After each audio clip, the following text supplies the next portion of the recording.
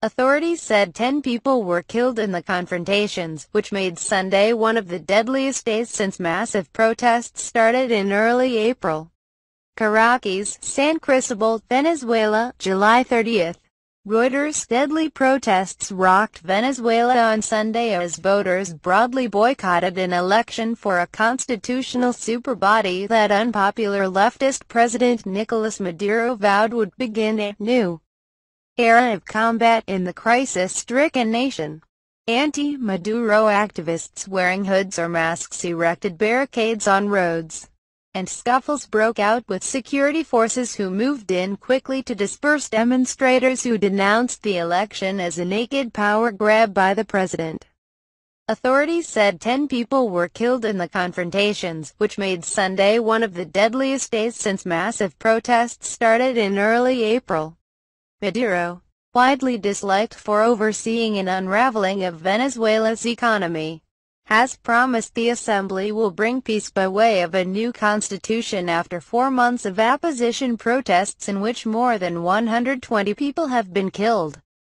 Opposition parties sat out the election, saying it was rigged to increase Maduro's powers, a view shared by countries including Spain, Canada, Colombia and the United States.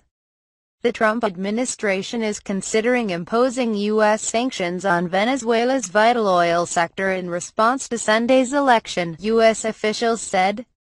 Potential U.S. sanctions on sales of light crude to Venezuela's oil company PDVSA would hamper its already weak refining network. Caracas was largely shut down.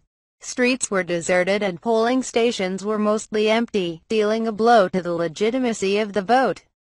A bomb exploded in the capital and wounded 7 police officers in what could be the spread of more aggressive tactics. Critics say the assembly will allow Maduro to dissolve the opposition-run Congress, delay future elections and rewrite electoral rules to prevent the socialists from being voted out of power.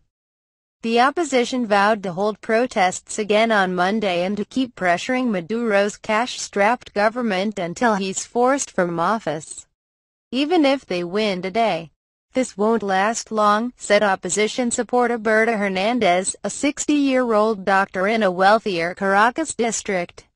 I'll continue on the streets because, not long from now, this will come to an end.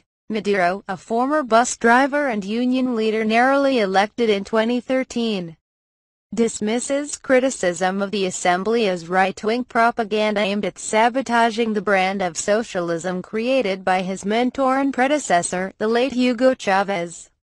The Emperor, Donald Trump, wanted to halt the Venezuelan people's right to vote, said Maduro as he rapidly voted at 6 a.m. in a low-income area of Caracas that has turned on the government. A new era of combat will begin. We're going all out with this constituent assembly, he said, but with polls showing some 70% of Venezuelans oppose the vote. The country's 2.8 million state employees are under huge pressure to participate, with some 24 sources telling Reuters they were being threatened with dismissal. Workers were being blasted with text messages and phone calls asking them to vote and report back after doing so. The opposition estimated participation was at around a paltry 12%, but warned the government was gearing up to announce some 8.5 million people had voted. The morning email wake up to the day's most important news. Address at email.com. Subscribe. Fueling anger against Maduro is an unprecedented economic meltdown in the country of some 30 million people, which was once a magnet for European migrants thanks to an oil boom that was the envy of Latin America. However, nearly 2 decades of heavy currency and price controls have asphyxiated business.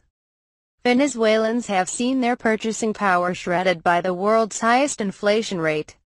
Millions of Venezuelans now struggle to eat 3 times a day due to shortages of products as basic as rice and flour.